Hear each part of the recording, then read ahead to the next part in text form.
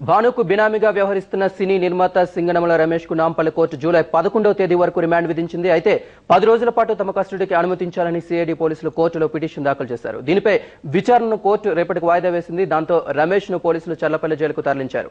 2 రోజులుగా సిఐడి కస్టడీలో ఉన్న రమేష్ విచారణకు సహకరించలేదని సమాచారం. భానుతో సంబంధాలపై ఇప్పటి వరకు పెదవి విప్పలేదని తెలుస్తోంది. మరోవైపు రమేష్ నుంచి స్వాధీనం చేసుకున్న హార్డ్ డిస్క్లను ఫోరెన్సిక్ ల్యాబ్ కు పంపించారు. సింగనమల రమేష్ ను కోర్టులో హాజరుపరచడంపై మరిన్ని వివరాలు మా ప్రతినిధి పవన్ లైవ్ లో అందిస్తారు. పవన్, సింగనమల విషయంలో కోర్టు నిర్ణయం ఏంటి? శ్రీనివాస్, గత శుక్రవారం చెన్నైలో అరెస్ట్ అయిన సింగనమల రమేష్ ను 2 రోజుల విచారణ అనంతరం ఈ రోజు నాంపల్లి క్రిమినల్ కోర్టులో ప్రొడ్యూస్ చేశారు. 6th additional magistrate metropolitan magistrate ఎదుట హాజరుపరిచారు సిఐడి కోర్టులో. అయితే విచారణలో ఆయన మొత్తంగా కూడా సింగనమల రమేష్ మీద నమోదైన 3 కేసులు ఏదైతే ఉన్నదో 15, 21, 24 కేసులు, వాటి మూడిట్లో కూడా వచ్చే నెల 11వ తారీఖు వరకు రిమాండ్ విధించడం జరిగింది. అట్లానే వీళ్ళు ఎవరైతే సిఐడి అధికారులు మాకు సహకరించలేదు, దర్యాప్తులో విచారణలో ఏ విధంగానూ సహకరించలేదు కాబట్టి మాకు మళ్ళా పిటిషన్ మాకు కస్టడీ ఇవ్వాలని చెప్పేసి సిఐడి అధికారులు ఒక దరఖాస్తు ఇవ్వడం జరిగింది కోర్టులో. అయితే ఆ దరఖాస్తును స్వీకరించిన కోర్టు దాన్ని రేపటి వరకు వాయిదా వేసింది. సింగనమల రమేష్ కు మటుకు వచ్చే నెల 11వ తేదీ వరకు కూడా జ్యుడిషియల్ రిమాండ్ విధిస్తూ చల్లపల్లి జైలుకు పంపాల్సిందిగా ఆదేశించింది శ్రీనివాస్. అయితే మరోపక్క సిఐడి అధికారులు మటుకు తీవ్ర ప్రయత్నాలు చేస్తున్నారు. వాళ్ళ కస్టడీలో తీసుకొని విచారిస్తే తప్ప నిజాలు వెలికి రావని చెప్పేసి ఇప్పటిదాకా కూడా విచారణలో ఎటువంటి నిజాలు కూడా ఆయన బయటపెట్టలేదు. కేవలం ఈ 3 కేసులకు సంబంధించి ఏదైతే మోసం చేసిన కేసులు ఉన్నాయో, వైజయంత్ రెడ్డి, అష్రఫ్, అష్ఫాక్, ఇలా ముగ్గురిని మోసం చేసిన కేసుల్లో మాత్రమే సింగనమల రమేష్ పెదవిప్పినట్టుగా తెలుస్తుంది. భానుతోని ఉన్న సన్నిహిత సంబంధాల విషయంలో కానీ ఇతరత ఏ విషయాల్లో కూడా సింగనమల రమేష్ ఇంతవరకు కూడా వాళ్ళకి సహకరించింది లేదు.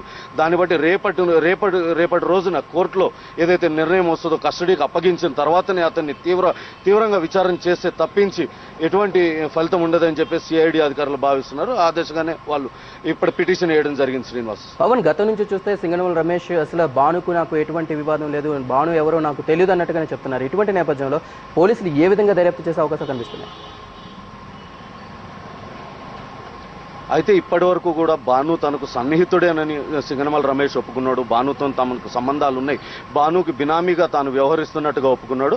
అయితే సూరి హత్య కేసుతోని తనకి ఏమాత్రం సంబంధం లేదని ఇప్పటి వరకు కూడా బుకాయిస్తూనే వచ్చాడు. భాను పరారీ అనంతరం, భాను ఇక్కడి నుంచి పరారైన తర్వాత సింగనమల రమేష్ దాదాపుగా 5 నెలల పాటు అజ్ఞాతంలో గడిపాడు. అజ్ఞాతంలో ఉన్న సమయంలో భానుతోని సన్నిహిత సంబంధాలు కొనసాగిస్తూనే వచ్చాడు. భానుకి లాజిస్టిక్ సపోర్ట్ అనేది సింగనమల చేశాడని చెప్పేసి పోలీసులు గట్టిగా విశ్వసిస్తున్నారు. ఇప్పటిదాకా సింగనమల రమేష్ వద్ద దాదాపు 20 సిమ్ కార్డులు దొరికాయి. 20 సిమ్ కార్డుల్లో కొన్ని మహారాష్ట్రకు చెందినవి ఉన్నాయి కాబట్టి మహారాష్ట్ర పరిసరాల్లో ఉండొచ్చు, మరికొన్ని ఏమో ఢిల్లీకి సంబంధించినవి. గతంలో భాను ఢిల్లీలో ఉన్నట్టుగా పోలీసులు నిర్ధారించారు. అయితే ఇప్పుడు సింగనమల రమేష్ దగ్గర దొరికిన సిమ్ కార్డులు మహారాష్ట్రకు చెందినవి ఉండటంతో భాను మహారాష్ట్ర పరిసరాల్లో లేకుంటే ముంబై పరిసరాల్లో ఉండవచ్చు అని చెప్పేసి పోలీసులు విశ్వసిస్తున్నారు.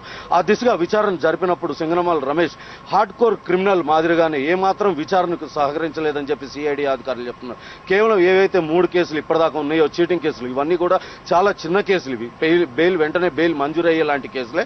అయితే ఈ భానుతో సంబంధాలు ఉన్నాయని చెప్పి రుజువైతే మటుకు బెయిల్ రాదని చెప్పేసి ఆయన ఇంతవరకు కూడా ఆ విషయంలో పెదవిప్పలేదు. కేవలం ఈ 3 కేసుల్లో కూడా తాను ఒప్పుకున్నాడు, తన తప్పు ఒప్పుకున్నాడు. భానుతో కలిసి వాళ్ళని బెదిరింపులకు పాల్పడినట్టుగా అతను ఒప్పుకోవడం జరిగింది. ruchulu.com making of Andhra recipes.